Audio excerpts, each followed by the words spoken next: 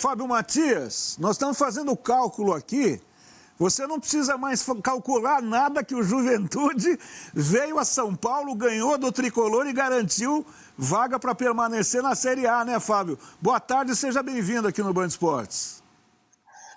Boa tarde a todos aí, prazer imenso poder estar conversando com vocês. Ótimo, sem cálculo, não precisamos de cálculo nenhum.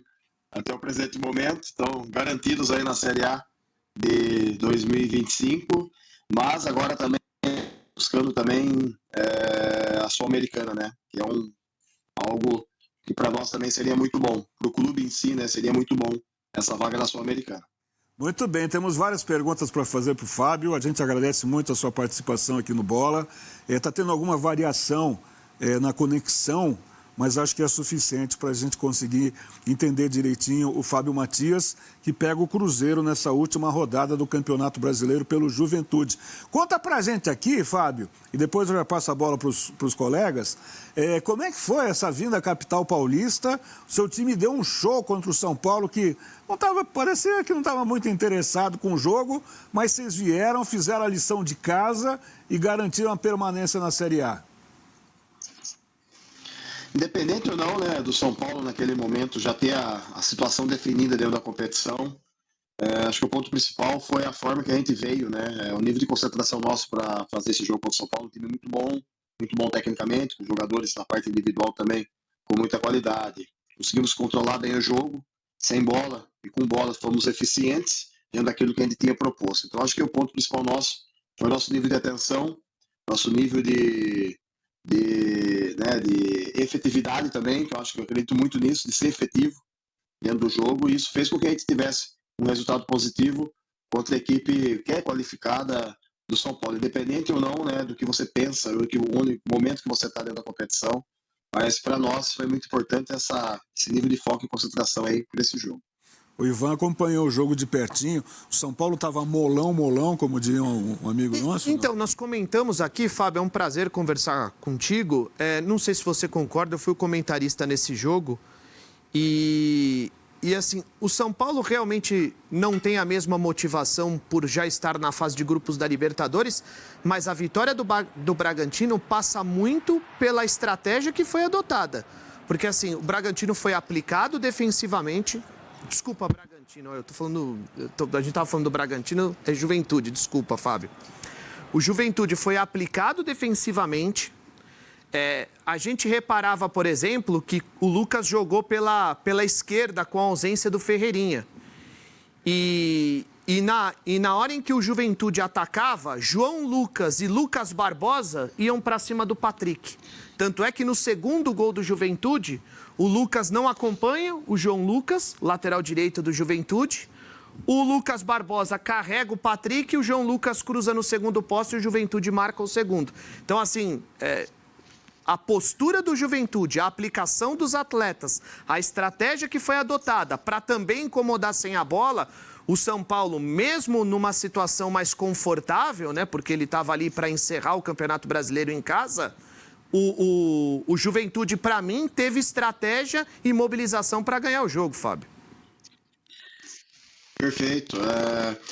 Um jogo difícil, né, como a gente falou anteriormente, a gente observou e viu que houve algumas trocas, né, algumas substituições ali na equipe também, mas o padrão, o modelo estrutural da equipe do São Paulo foi mantido em relação ao desenho, que foi mudado, foi como você falou, foi muito feliz na colocação da questão da inversão do Lucas, né, na entrada do Eric, ali a entrada do Patrick no corredor esquerdo, então essas foram as principais mudanças no jogo, e a gente conseguiu, e a gente visualizou, né, que o que poderia acontecer também estrategicamente do jogo, e a gente teve vantagem, acho que a maior nossa foi, a gente fala muito de propor jogo, né, se fala muito, né, vocês, principalmente da imprensa, né, propor jogo, mas você consegue propor jogo sem bola também, controlando os espaços, e a gente conseguiu propor sem bola, controlando espaços, e quando tivemos a bola, fomos muito conscientes e felizes também nas ações, né, o segundo gol nosso foi uma jogada bem legal, bem interessante, uma jogada de ultrapassagem com finalização.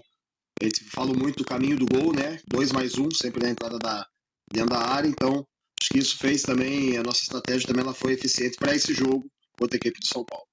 Recebi a pergunta aqui, Bernardo. O Fábio Matias era aquele mesmo que treinou de forma interinamente o Botafogo antes do Arthur Jorge? Ele mesmo, ele mesmo. Aliás, esse é um dos temas que a gente pode abordar nessa entrevista. Tudo bom, Fábio? Você, inclusive, foi o técnico do Botafogo na classificação para a fase de grupos, né? Em que o Botafogo elimina o Aurora e o Red Bull Bragantino, né? Você imaginava que aquele grupo poderia chegar tão longe a ponto de terminar a competição com um título inédito? Quando eu venho para o Botafogo, eu venho na função do auxiliar técnico. Eu estava no passado na equipe do Red Bull Bragantino, segunda equipe, tá? O Red Bull tem 2 equipes, equipe 1 e equipe 2. Esse ano a equipe 2 foi campeã do Brasileiro de Aspirantes. E aí, quando eu venho para o Botafogo, eu venho para dentro de um projeto através daquele período do Alessandro Brito, que é o Head Scout, e mais o Mazu. Com o Alessandro Brito, nós trabalhamos junto no Internacional de Porto Alegre, tá, nas categorias de base. Então, assim, quando a gente visualizou e viu o projeto, que talvez um pouco, né, de resgate da confiança dos atletas, isso sem ter nada a ver com o ano anterior, esquece isso do ano anterior, porque era um novo ano com outros atletas também, mas o principal foi deixar e fazer o trabalho naquele momento, que era a minha função como auxiliar, fazendo com que a gente tivesse sucesso na classificação para... Nós tivemos 3 jogos de Libertadores, mais um da estreia, e mais a Taça Rio, que pouca gente lembra, que quando a gente acaba assumindo interinamente, a gente tem 2 jogos ainda do estadual, com chance de matemática, a gente ganha os 2 jogos, não classifica para a final e joga a Taça Rio. Taça Rio deu vaga para o Botafogo, tá? Na Copa do Brasil, vaga direta. Então, Como exercício, pensando com a cabeça do botafoguense, não sou botafoguense, mas estava imaginando num prazo de 1 mês o time conseguir Copa Libertadores, Campeonato Brasileiro e Mundial. Estamos às portas desse Mundial da FIFA aí. O caminho é um pouco longo para chegar até o Real Madrid, mas seria o melhor dos mundos.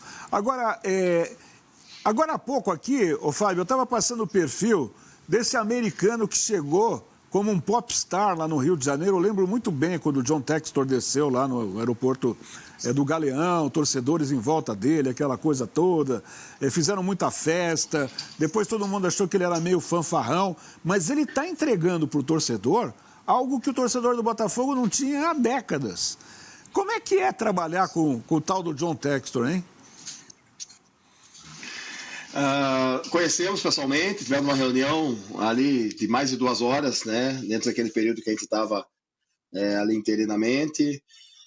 Cara, eu acredito muito assim, ele acabou pegando um amor muito grande pelo Botafogo, pela torcida do Botafogo, e você vê isso, né, naquele momento.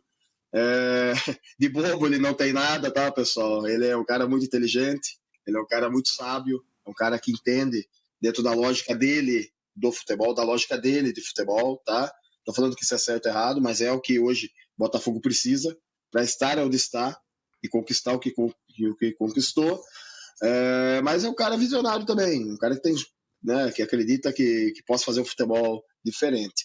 E acho que o principal sucesso do Botafogo dentro daquele período também foi a contratação também, não só dos jogadores, mas a reorganização dos processos estruturais em relação às áreas, né? Área de performance, a área de serviço social, a área de captação scout.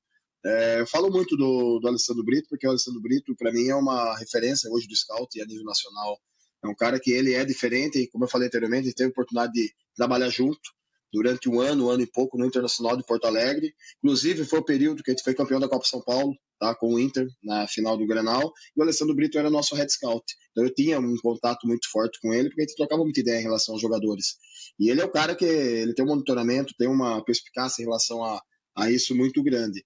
Então acho que essa organização toda que o Botafogo trouxe, e o Textor é um cara que acredita muito nisso, e ele quer sempre os melhores profissionais ao lado dele, fez com que o Botafogo estivesse onde está. É lógico que tem um investimento, né? A gente não pode negar que o investimento do Botafogo, se comparado ao nosso Juventude, é surreal.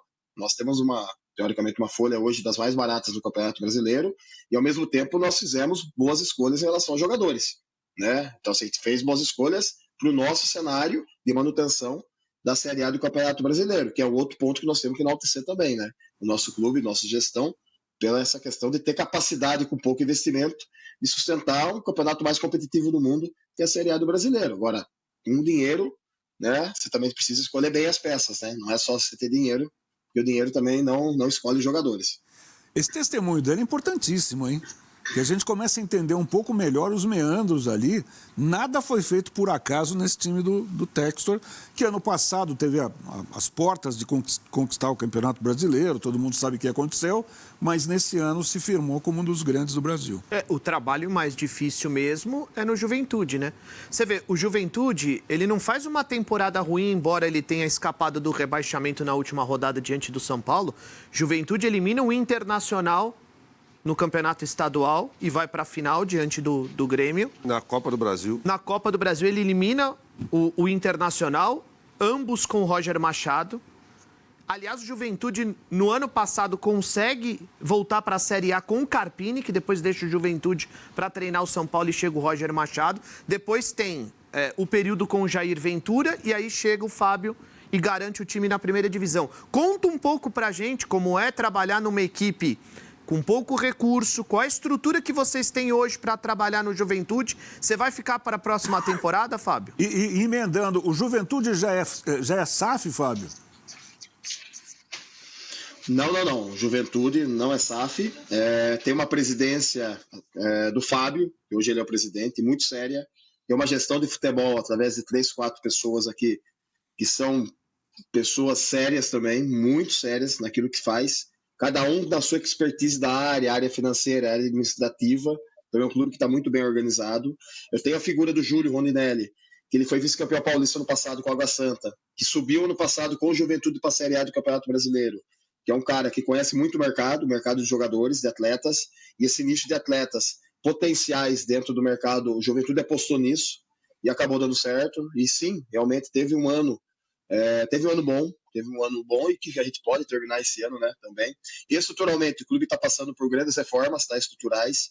Eu tive há 3, 4 anos, trabalhei no Inter e eu tive aqui. Quando eu chego aqui e piso aqui em Caxias do Sul e piso no CT do Juventude, eu me assusto com o que foi feito em relação à parte estrutural. O estádio também teve reformas dentro da parte estrutural de vestiários, de salas. Então, assim, é um clube que, com toda a qualidade, não é só, de novo, o futebol se faz não só com dinheiro, o futebol se faz com pessoas também.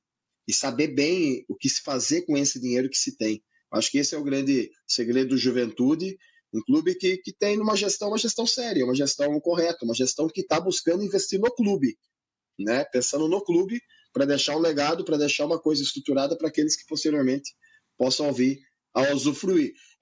Minha opinião, vou dar uma opinião, tá, em relação a SAF ou não. Não adianta você ter uma SAF e a SAF ser bagunçada, você não saber quem é diretor, quem é gestor, quem manda e quem não manda. E talvez só ter dinheiro, ou dizer que tem dinheiro e não tem. Então, se você consegue organizar o clube nesse modelo de gestão hoje, que é o Juventude, você pode ter resultado da mesma forma. Para mim, tudo passa por organização. Organização de pessoas, organização de processos e aqueles que estão à frente para executar isso da melhor forma possível, como se tem anteriormente essa questão do Júlio, que é um cara que está antenado dentro do mercado, o Adami, que é o nosso diretor aqui também, tem outras pessoas, Bianchi, cara, então, o seu Adão aqui também, que é um cara, um pessoal aqui que já está há muito tempo aqui, são caras sérios.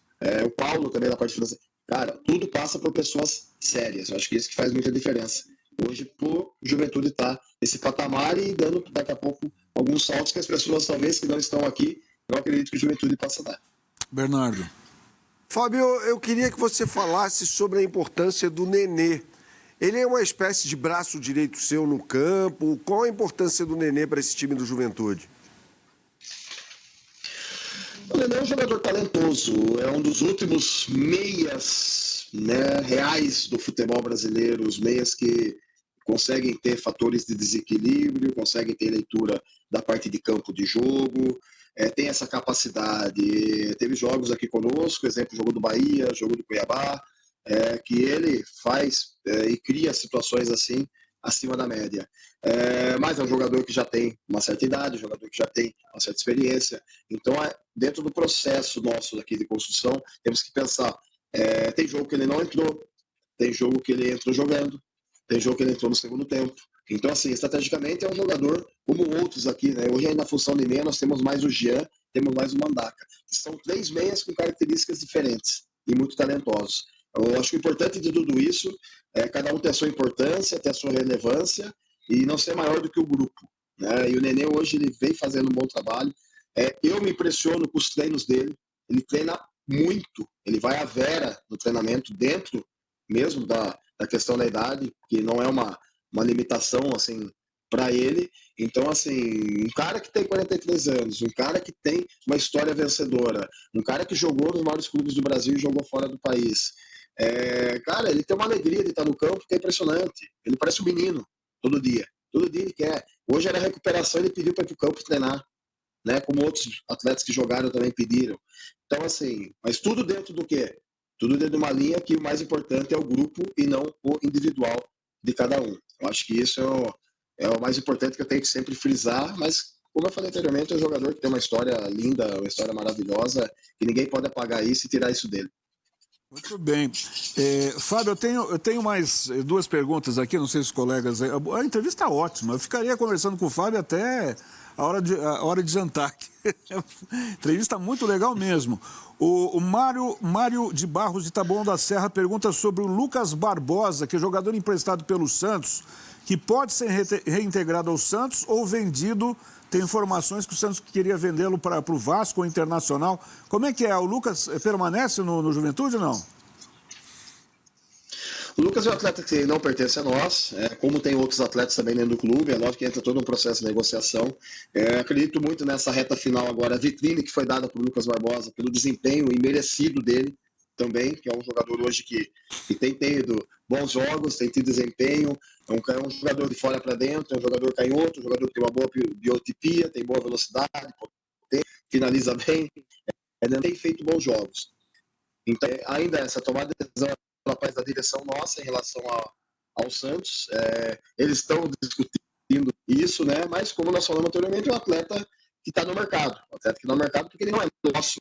Então a gente tem que ter ciência disso também, e o Juventude também em alguns momentos aposta em alguns jogadores e dá uma vitrine para alguns jogadores também. Eu acho que esse é o papel, de novo, escolha, né? Escolher bem o jogador dentro desse processo. Então a gente não tem ainda uma situação pré-definida em relação a ele.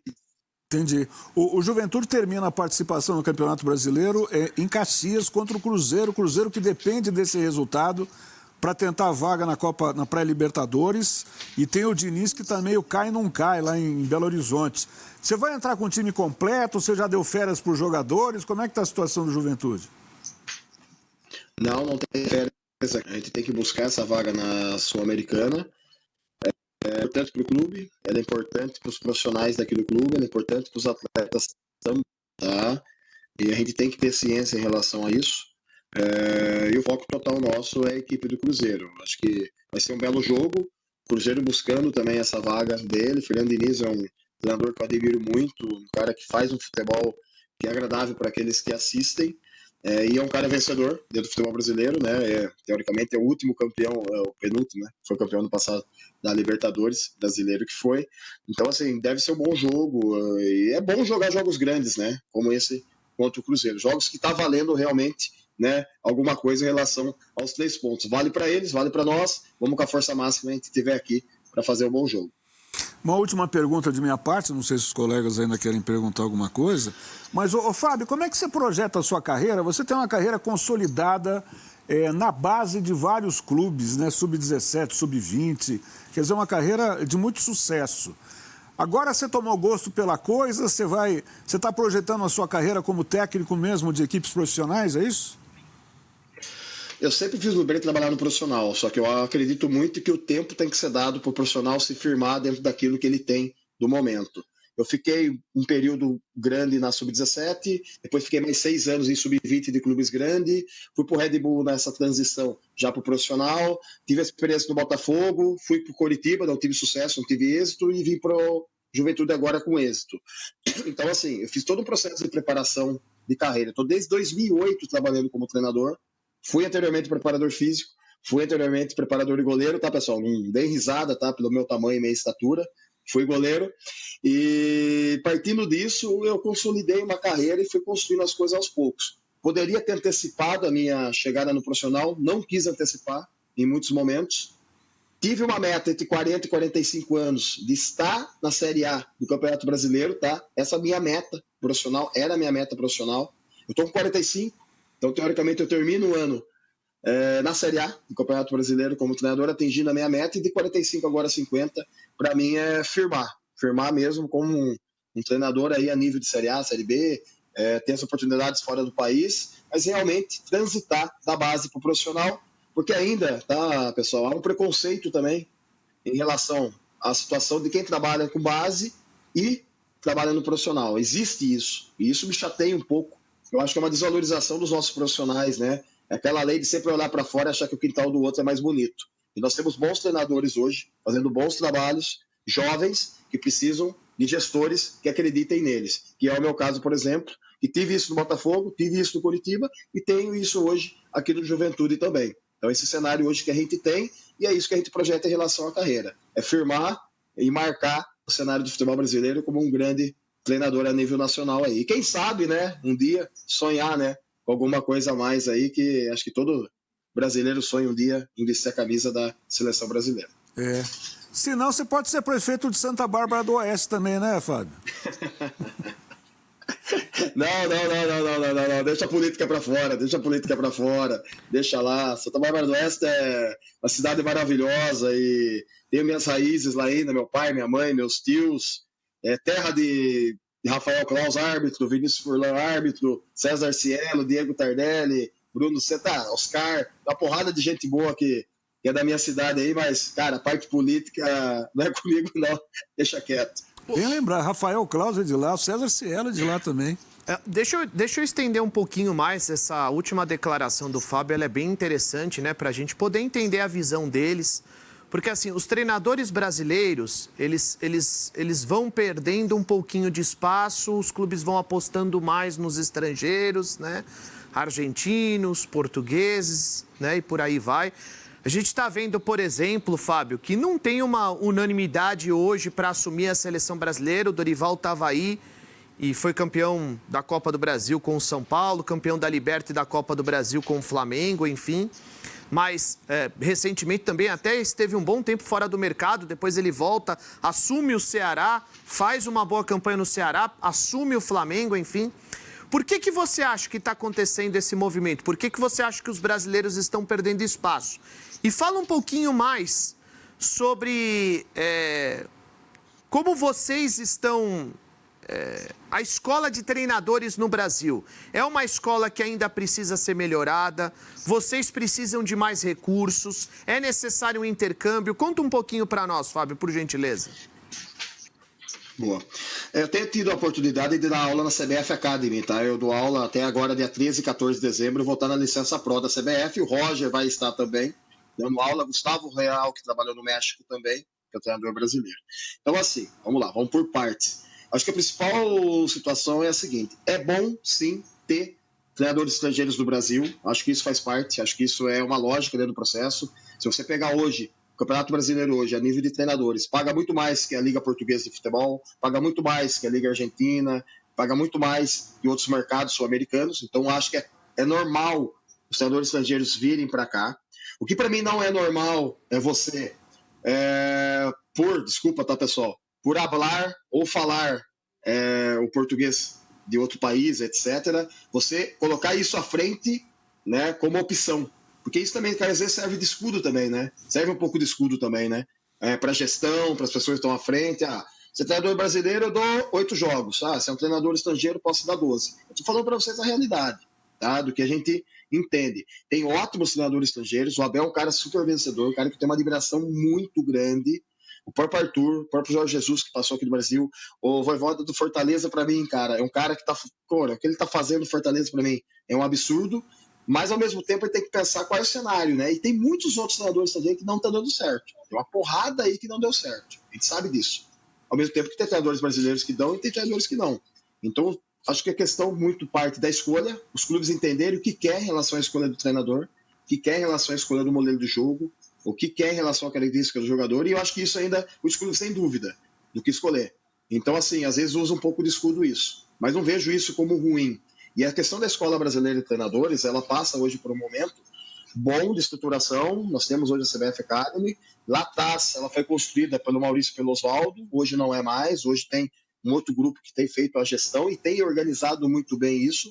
A nossa licença hoje, ela já tem validação a nível internacional por vários países. E eu sou um cara que hoje sou desses embaixadores aí que têm dado aula, que têm tido a oportunidade de ensinar e de falar um pouco de todo esse processo de construção que a gente tem vivido na carreira para formar novos treinadores. Então, assim, o Brasil hoje nesse ponto está se avançando, está avançado, está se organizado. O que precisa muito é entender esse cenário, o porquê, né? E assim, a gente viveu antes dos treinadores estrangeiros um outro momento, não sei se vocês lembram disso, um momento lá atrás que alguns treinadores foram lançados no profissional, Thiago Nunes, Jardine, Jair Ventura Carille. E outros. Isso, e depois veio o Jorge Jesus, que veio como primeiro treinador, teoricamente, não foi o primeiro treinador estrangeiro, no Brasil, mas teve vários treinadores, mas foi um treinador que veio e conquistou algo com o Flamengo, né? E paralelo a isso, os grandes cases de sucesso dos treinadores estrangeiros são nos clubes que estão no G4, G5, tá? Vamos falar bem a realidade aqui, hoje. Abaixo disso, a maior parte não teve sucesso, né? Então a gente tem que também pensar um pouco nisso também, né? O material humano que se dá, ou a questão financeira que se tem, a estrutura que se tem também, né? É diferente hoje de alguém, por exemplo, ter sucesso que, né, a gente teve agora no Juventude, né? Que é um outro cenário, é um cenário diferente, né? E assim, de novo, quanto mais treinadores estrangeiros estiverem no Brasil, treinadores da Série A brasileiros vão ter que descer para a Série B. Hoje a Série B já tem treinadores estrangeiros. Na Série B, treinadores vão ter que descer para C, da C vai ter que descer para D. E aí vai diminuindo a reserva de mercado do treinador brasileiro. É normal? Tudo bem, não vejo problema nenhum. O que eu me preocupa também é dos nossos treinadores brasileiros se dizer que somos unidos, se dizer que torcemos um para o outro, na realidade, muitas vezes a gente também não enxerga isso. Então a gente precisa também se fechar um pouco mais em relação a isso, ajudar um pouco mais essa formatação dos novos treinadores, para que a gente tenha uma escola, que é a escola portuguesa, uma escola que tem sucesso, porque eles são muito mais fechados e são muito mais apoiadores entre eles, muitas vezes, do que nós. Então esses são meus pontos, tá? Que eu falo para vocês do que eu entendo disso. A minha geração de 35 a 45 anos de treinadores é a que vem mais sofrendo nesse processo todo. A gente tem sofrido bastante esse processo de transição aí de base para o profissional. E eu não estou falando também de quem foi ex-jogador. E os caras que jogaram em alto nível também acabam levando uma vantagem em cima de quem não jogou. Isso é fato. Isso é fato. Mas, de novo, a realidade para mim é essa faixa aí de 35 a 45, que é a minha faixa hoje que eu me encontro. A gente tem sofrido bastante, um pouquinho, nesse processo de transição aí de base para o profissional.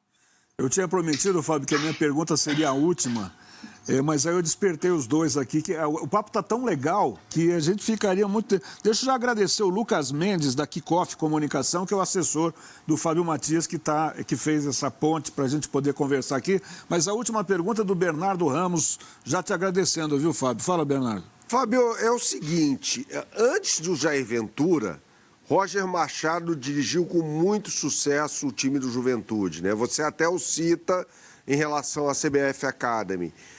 Tem alguma influência do Roger Machado na sua forma de jogar com o Juventude ou não tem nada a ver? Cada treinador tem as suas peculiaridades, aquilo que agrada. Tem muitas coisas dentro do modelo de jogo do Roger que me agrada, tá? Que são, assim, coisas que eu acredito, coisas que me agradam. É um erro a gente comparar treinadores, tá? Porque não existe o certo e o errado para dar certo.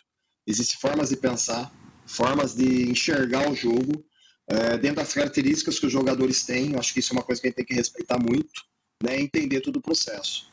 Mas o Roger, para mim, é um cara que eu tenho uma admiração muito grande. É um vencedor dentro do futebol. As equipes dele sempre são gostosas de assistir jogando, tá? E assim, às vezes o futebol fica feio, né? Fica chato. Às vezes você vai assistir alguns jogos aí, pô, parece... uma briga, né? Bola pra lá, bola pra cá, bola pra lá, bola pra lá. E eu sou um cara que eu gosto de um jogo prazeroso. Eu quero que o torcedor enxergue o jogo, veja o jogo e fale, pô, gostoso esse time jogar. Eu sempre pensei assim, penso assim e espero continuar conseguindo, né? E lutar para fazer isso da melhor forma. Muito bom. Fábio, papo sensacional. Você tem um futuro brilhante pela frente, uma carreira muito consolidada, como eu disse aqui nas categorias de base, e eu tenho certeza que você vai voar muito mais desse trabalho que você vem fazendo aqui. Parabéns pelo trabalho, pela condução do Juventude, que permanece na Série A. Teremos outras oportunidades da gente conversar e já te desejo aí um feliz fim de ano, feliz Natal e feliz Ano Novo para você. Obrigado. Agradeço o espaço, agradeço a oportunidade com vocês. Vocês são referências, tá? Dentro do cenário jornalístico esportivo, e é muito importante falar de futebol, né? Ter esse debate, não jogar informações, né, no ar. Vocês estão tendo e fazendo esse debate comigo aqui muito bom, com muito embasamento. E eu acho que isso a gente precisa ter um pouco mais e, agradecer essa oportunidade mais uma vez. Muito bom, muito obrigado. Parabéns, Fábio Matias. Que papo legal, hein? Papo muito esclarecedor.